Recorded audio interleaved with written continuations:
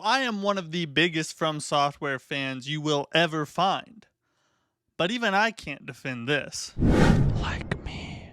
If you haven't heard yet, which I'm sure you probably already have, but just in case, I'll bring you up to speed. So, From Software just announced a new game slated to release in 2026, which on a normal day would be amazing news. But we are not in normal times. Because not only was this game announced at a Nintendo Direct, which is weird enough as it is, but it's also a Switch 2 exclusive. Hell has frozen over. That's right, everybody. A new From Software game called the Duskbloods is coming to the Switch 2 in 2026. Now, before we talk about why this is a tragedy, I want to go over what we know about the Duskbloods so far, because a new interview with Miyazaki himself just dropped and he gave a lot of new info on the game. So the Duskbloods is a multiplayer action title that focuses on PvP, PvE combat. So there will be player versus player and player versus enemy encounters. It almost sounds sort of like a Souls battle royale of sorts. But here's what Miyazaki had to say regarding this topic.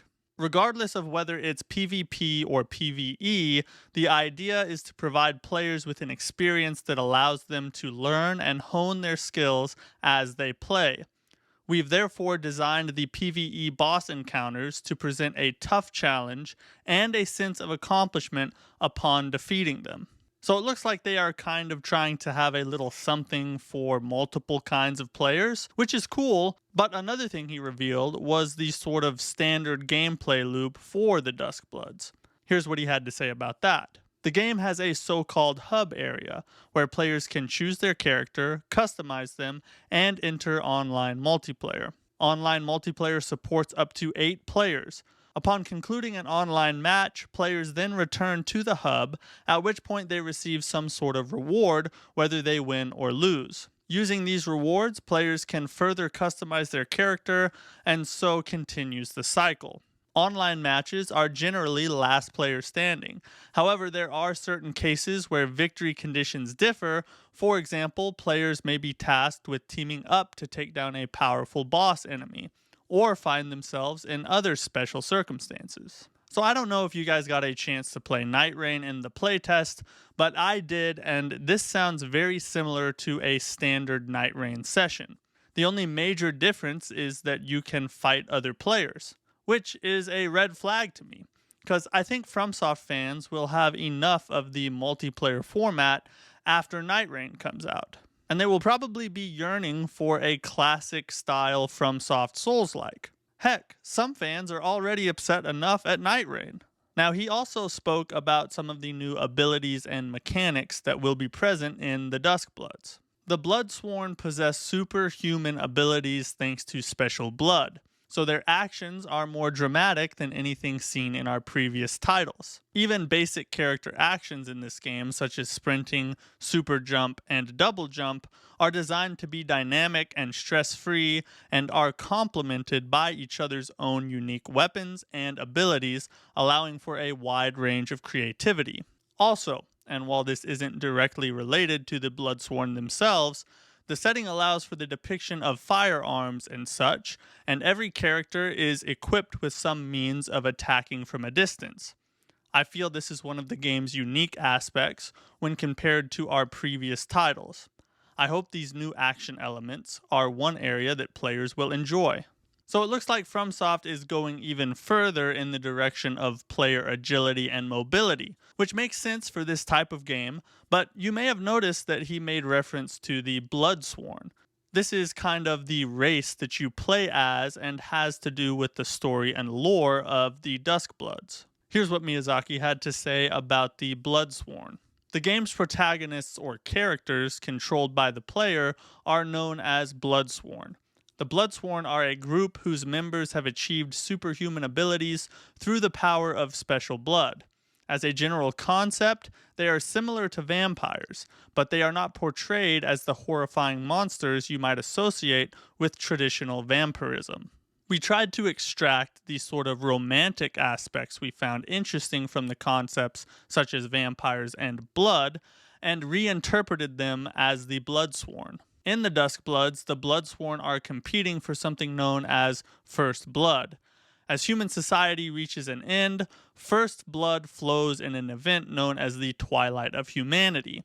The Bloodsworn are summoned to the Twilight of Humanity across a variety of different times and places in a bid to obtain the first blood.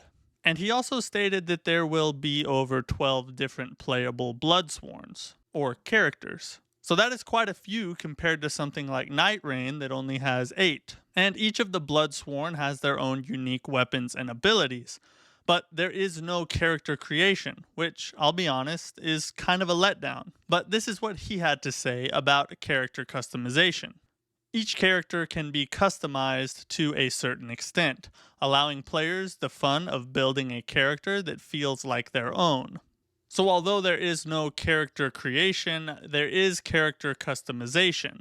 So that's better than nothing, I guess. Now, these are just the highlights. There is much more interesting info he went over, and I will link the article in the description so you can go check it out for yourself. But now that you are up to speed, I want to talk about why I think FromSoft is making a big mistake here. Now, if you made it this far in the video, you might be enjoying it. So consider leaving a like and subscribe. It'll only cost you $80. The first problem I have is with the direction that Miyazaki is choosing to go here. This is something that I kind of already touched on, but that is that the community doesn't want another multiplayer title from the Souls-like king. We want a Souls-like. I loved playing Night Rain, and I think it will be a success that surprises a lot of people. But when I learned it was a multiplayer title, my instant reaction was, okay, they are trying something different while they cook up the next big IP. And I saw a lot of other content creators who thought the same. And then FromSoft decides to drop another one just 1 year after Night Rain. That doesn't really make sense to me, and I don't think that's what the fans want. Now, I'm not saying that the Duskbloods is going to be a bad game. I don't know. We need to see actual gameplay and learn more about the game before we go that far. But I am not in the business of betting against FromSoft when it comes to making good games. All I'm saying is that even if it is great, that doesn't mean that there wasn't a better option. But if you agree with me on this, Miyazaki did provide us with some reassurance that he hasn't forgotten his bread and butter. He had this to say in that same article. As a side note, please allow me to address one thing. As previously mentioned, this is an online multiplayer title at its core. But this doesn't mean that we as a company have decided to shift to a more multiplayer-focused direction with titles going forward. And we still intend to actively develop single-player focused games such as this that embrace our more traditional style. So does he have another big project up his sleeve? Are Night Rain and the Duskbloods just fun projects while he creates his next masterpiece? I'm not sure, but I hope that's the case. Now, the second big problem I have is the fact that this game will be a Switch 2 exclusive. Exclusivity deals are not the problem. I don't like them, but I used to run a business myself, so I get them from a numbers standpoint. The problem is who Miyazaki chose to partner with and their choices when designing the business model for the system that will be the only way people can experience his new game. If you don't know, the Switch 2 will cost $450 for the base model, which is not necessarily an issue. There are definitely more expensive options than that, but the games, at least some of them, and I would venture to bet the Duskbloods will fall into this category, will cost $80 for a digital copy and $90 for a physical copy. And to make matters worse, the physical copy is just a key to download the game. So the game card is not really even the game at all. And since you still have to download it, you have to have an internet connection. Now, to be fair, you can play the game after it is downloaded without internet. But still, you shouldn't have to have internet to play a game that you bought a physical copy of. There are also paid updates, so some of the original Switch games you won't be able to play without paying even more money for the patch to be able to play them on the Switch 2. And the tutorial game, Welcome Tour, which is Nintendo's version of Astro's Playroom, doesn't come preloaded on the system. And I bet you can guess how you get it. You have to buy it.